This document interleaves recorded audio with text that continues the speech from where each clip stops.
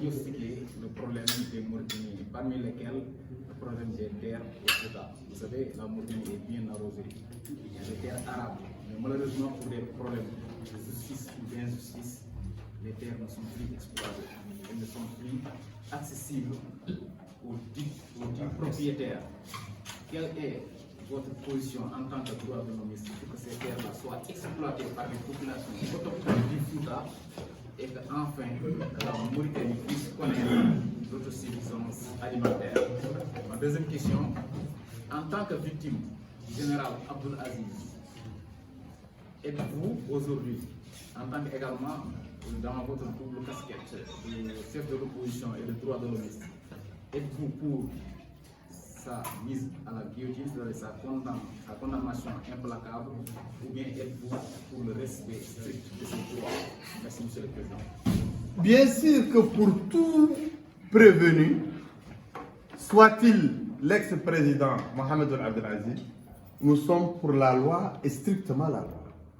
Nous sommes contre tout acharnement, contre tout ciblage, contre tout procès d'intention.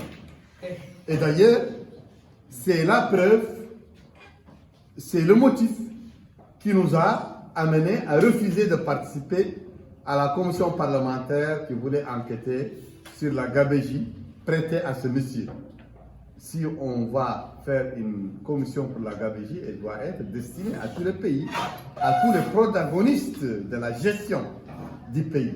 Mais cibler une seule personne et vouloir vraiment l'isoler pour le condamner pour des buts politiques, pour un but politique. Ce qui est fait actuellement, nous en sommes totalement contre.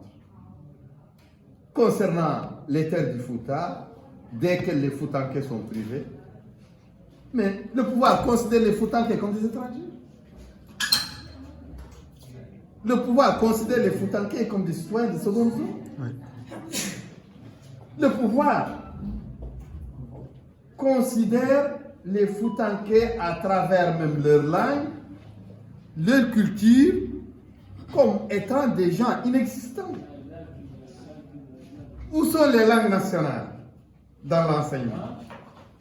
Où sont les langues nationales dans la culture, dans les programmes de télévision et des radios? Où sont les cadres du Fouta dans l'administration? Où sont les Foutanké qui sont des magistrats, qui sont des officiers de police judiciaire, qui sont des officiers de la marine, de la garde, de la police des routes, de la gendarmerie, de l'armée nationale? Où sont les officiers de l'armée de l'air parmi vous? Les recrutements sont ici. Il y a toujours des recrutements qui sont monocolores. Où sont les Foutanké dans le système des banques, dans le système des affaires?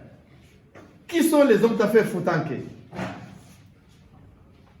Alors que c'est l'État lui-même qui fabrique des hommes d'affaires.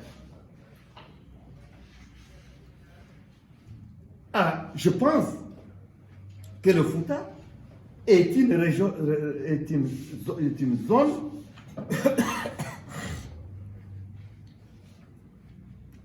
mauritanienne qui est considérée comme un homeland.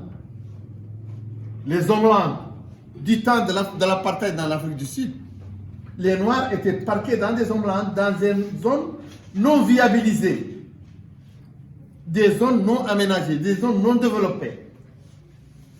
Et je pense même que quand vous partez au tribunal à Kaïdi, à Silibabi, à Bababé, au commissariat de police, chez les préfets, vous avez trouvé des gens qui ne comprennent pas vos langues.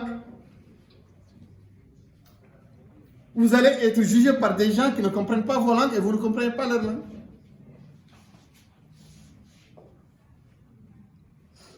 Je pense qu'il y a une homelandisation du Fouta.